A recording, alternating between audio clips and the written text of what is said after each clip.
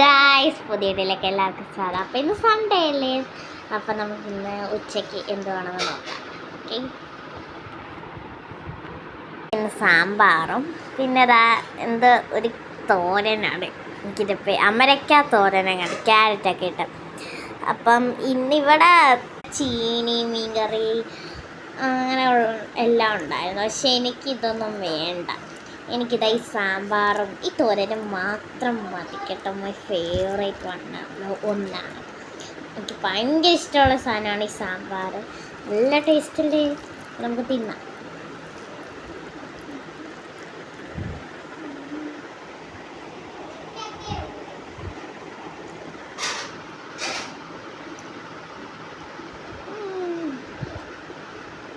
നല്ല ടേസ്റ്റ് ഉണ്ട്.